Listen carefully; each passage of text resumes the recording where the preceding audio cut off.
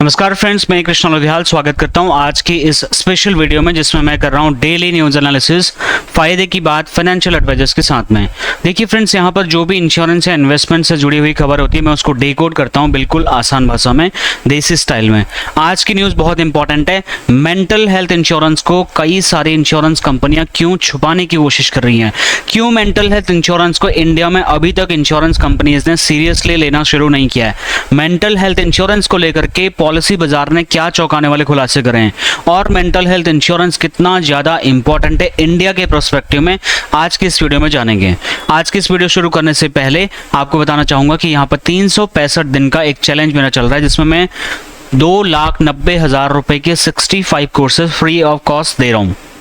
ये वीडियोस आपको मेरे चैनल पे मिल जाएंगी और ये काम करते हुए मुझे अभी तक 354 दिन हो चुके हैं और 1300 से ज़्यादा वीडियोस मैं आपके लिए बना चुका हूँ। 66,000 से ज़्यादा इंश्योरेंस एडवाइजर्स मेरे साथ इस चैनल पे जुड़े हुए हैं माय डियर फ्रेंड्स। अगर आप लाइफ इंश्योरेंस एडवाइज़र हैं, हेल्थ इंश्योरेंस एडवाइज़र हैं, म्यूचुअल फंड एडवाइज़र हैं, फाइनेंशियल कंसल्टेंट हैं, तो ये चैनल सब्सक्राइब करके बेल आइकन प्रेस करिए ताकि कोई भी इंपॉर्टेंट वीडियो जो मैं अपलोड करता हूँ उसका नोटिफिकेशन आपसे मिस ना हो। तो चलिए वीडियो शुरू करते हैं। देखिए फ्रेंड्स, क्या हेल्थ पॉलिसी में मानसिक रोगों का भी इलाज कवर होता है? कई सारे इंश्योरेंस एडवाइजर को ये पता ही नहीं है।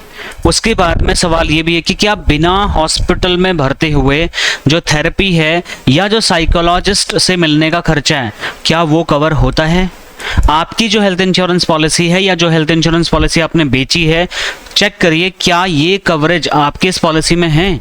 कौन कौन सी मानसिक बीमारियां इस पॉलिसी में कवर हैं भी या नहीं।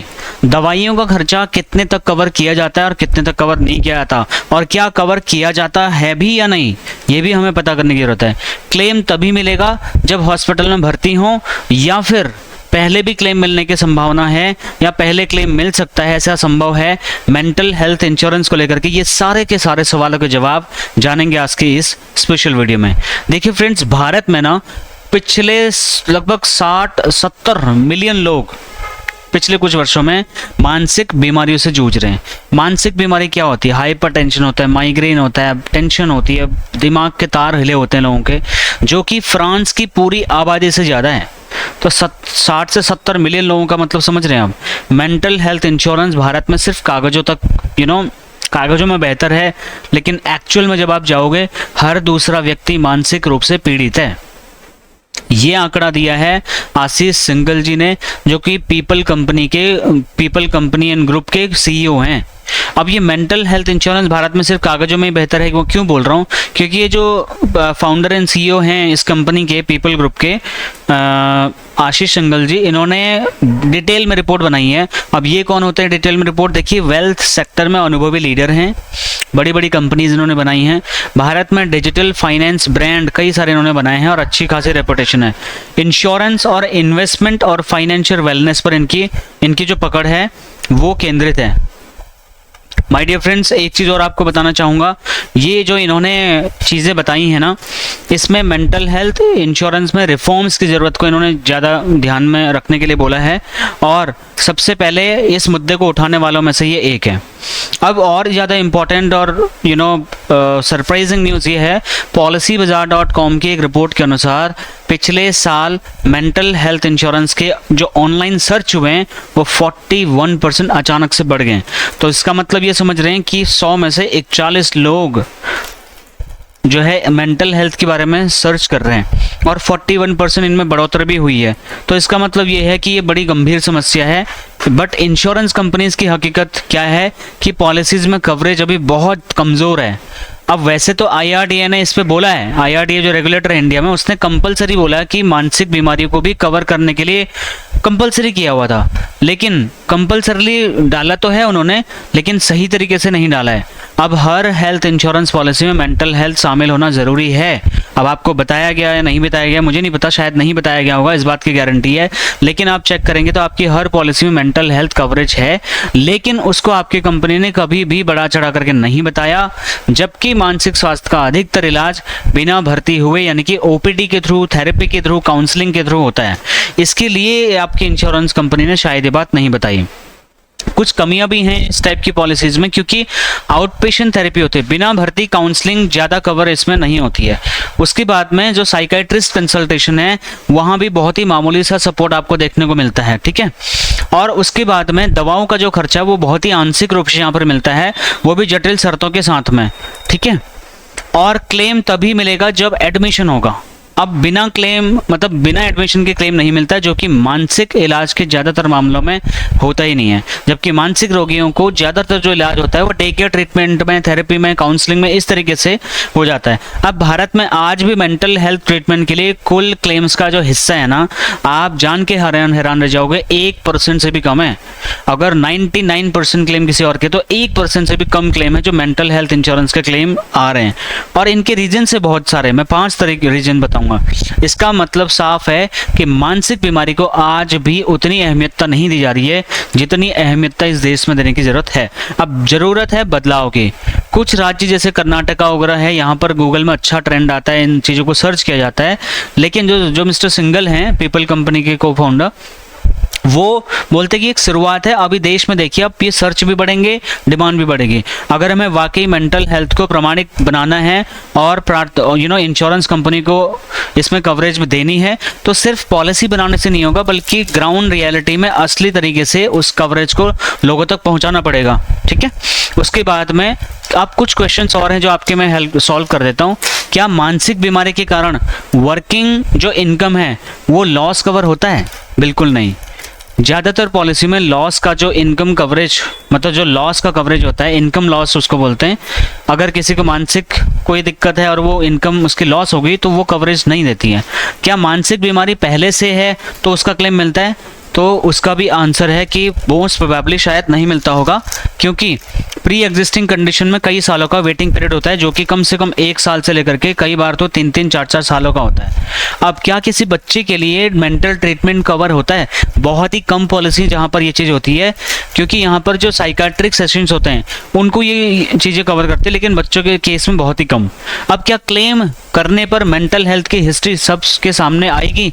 हाँ, मेंटल हेल्थ की हिस्ट्री सामने आएगी तो क्लेम रिकॉर्ड में रहेगी और बाद में अन्य पॉलिसीज पर भी इसका असर देखने को मिल सकता है। इतनी प्रॉब्लम्स हैं। क्या कैशलेस ओपीडी में थेरेपी या काउंसलिंग शामिल होता है? अभी जितनी भी ज़्यादातर नेटवर्क हॉस्पिटल से वहाँ पे कैशलेस विकल्प नहीं है, तो कैशलेस विकल्प नहीं है तो रिइंबर्समेंट की फैसिलिटी लेनी पड़ती है मजबूरी में इसके लिए। अब बीइंग एन इंश्योरेंस एजेंट आपको क्या करना, अपने क्लाइंट्स को मेंटल हेल्थ की कवरेज के बारे में बताइए। ऐसी पॉलिसी सजेस्ट करो जहाँ पे OPD policy by default inbuilt हो। नॉन हॉस्पिटलाइजेशन इलाज पर उसको एग्जैक्टली समझाइए कि ये कवर होगा ही नहीं होगा। क्लेम प्रोसेस बताइए, मेंटल हेल्थ अवेयरनेस लोगों को बताइए। ये कंपनीज के नाम देखिए और उनकी योजनाएं हैं जिनमें मेंटल हेल्थ कवरेज अवेलेबल है, लेकिन वेटिंग पीरियड के साथ दिख रहा है, इंस्टेंटली कोई कवर करने के लिए तैयार नहीं है। अब उसके बाद में ये सारी की सारी कंपनीज मैंने आपको ऑलरेडी बताई यहाँ पर। अब यहाँ पर 3-4 पॉइंट हैं जो मैं आपको बताना चाहूँगा कि क्यों इंडिया में इंश्योरेंस कंपनीज मेंटल हेल्थ के कवरेज को छुपा रही हैं। उसके पीछे जो रीजंस हैं, उन रीजनों में सबसे पहले जो है माय डियर फ्रेंड्स, वो है लो अवेयरनेस ऑफ डिमांड, ठीक है, लो अवेयरनेस।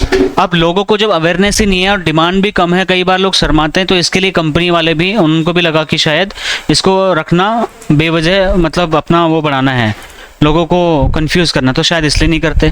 क्लेम का मूल्यांकन तो बड़ा सब्जेक्टिव होता है, टफ होता है, इसलिए भी नहीं करते, इसको मतलब छुपाते हैं, ज़्यादा बताते नहीं है। लॉन्ग टर्म ट्रीटमेंट का रिस्क होता है, पता चल रहा सालों तक थेरेपी चल रही, सालों तक फिजियोथेरेपिस्ट चल ही रहा है, सालों तक काउंसलिंग चल रही, तो इतना क्लेम देना पड़ेगा। इस डर से भी इंश्योरेंस कंपनियां मेंटल हेल्थ के जो फैसिलिटी है उसको छुपाने की कोशिश कर रही हैं। अब स्टिग्मा यानी कि सामाजिक शर्म होती है कई लोगों को, किसी को मन में टेंशन है, हाइपर टेंशन है, माइग्रेन है, वो बताने में शर्माता है कई बार में। इसकी वजह से भी इंश्योरेंस कंपनी को लगता है यार कहीं कस्टमर परेशान ना हो जाए, नाराज ना हो जाए, छोड़ो बताओ ही मत।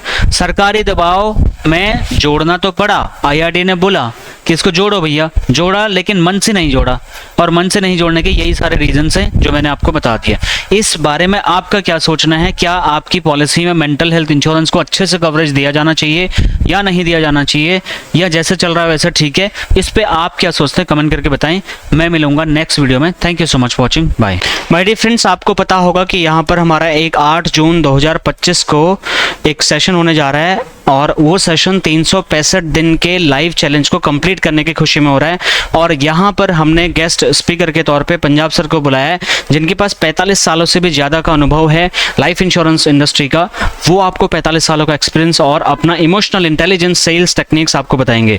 और दूसरे स्पीकर हैं चितरंजन कुमार, नोएडा के 1300 एजेंटों में से number 1 LIC agent, COT advisor, ace India club agent और कॉर्पोरेट क्लब मेंबर, हर साल COT कर रहे हैं। इनकी पकड़ HNI सेक्टर में और हाई नेटवर्थ इंडिविजुअल्स को कैसे अप्रोच करना है, कैसे हैंडल करना है, कैसे ढूंढना है, कैसे बात करनी है, कैसे इंप्रेस करना है, ये सब आपको बताएंगे। और मैं आपको बताऊंगा कि कैसे आप आर्टिफिशियल इंटेलिजेंस टूल्स के माध्यम से कैसे आप अपने सेल्स को ग्रो कर सकते हैं, कैसे आप डिजिटल मार्केटिंग करके अपने को एज अ ब्रांड स्टैब्लिश कर सकते हैं। तो ये सारी चीज़ें आपको मिलेंगी हमारे इवेंट में। इस इवेंट में आपका बहुत बहुत स्वागत है। और इस इवेंट की फीस मात्र 1500 रुपये की है। पहले 2000 थी, अभी हमने कम किया हुआ है। तो इस ट्रांसफॉर्मेशनल इवेंट का हिस्सा बनने के लिए, चैलेंज 365 लेने के लिए दिल्ली गालिब ऑडिटोरियम के इस इवेंट को ज्वाइन करिए और जल्दी से जल्दी टिकट बुक करा लीजिए। इस इवेंट में बहुत सारी एक्टिविटीज़ हम आपके लिए करने वाले हैं। और इस इवेंट में आपको वेलकम टी आफ्टर मतलब ब्रेकफास्ट, लंच और इवनिंग स्नैक्स के साथ साथ में आपको live giveaway, achievers test, 12 lakh रुपए सालाना कमाने का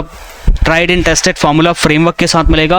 वेलकम किट आपको मिलेगी, अचीवर्स डेस्क यहाँ पे मिलेगा आपको, MDRT COT TOTs की शेयरिंग मिलेंगी, लाइफ एंड हैप्पीनेस पे बात होगी, प्रो वर्क लाइफ बैलेंस कैसे कर सकते हो, 10x ग्रो कैसे कर सकते हो AI की मदद से, सोशल मीडिया से कैसे ब्रांडिंग कर सकते हो, चैलेंज 365 क्या है उसको कैसे आप लेकर के अचीव कर सकते हो। चैलेंज 365 की बुक भी आप एक्स्ट्रा पे करके यहाँ पे ले सकते हैं। और बड़े एडवाइजर्स के साथ में नेटवर्किंग करने का मौका, उनसे सवाल जवाब पूछने का मौका, सेल्फी और वीडियोस लेने का मौका, certifications of participation, achievers desk और सरप्राइज अनाउंसमेंट, ये सारी चीज़ें यहाँ पर होंगी एट जस्ट ₹1500। अभी के अभी अपना टिकट बुक कराएं। मैं मिलता हूँ आपको नेक्स्ट और इन्फॉर्मेटिव वीडियो में। ये QR कोड पे आप पेमेंट करके अपना स्क्रीनशॉट हमें भेज दीजिए। हमारी टीम आपको टिकट के साथ में इन्फॉर्मेशन के लिए कॉल करेगी। Thank you so much, have a nice day.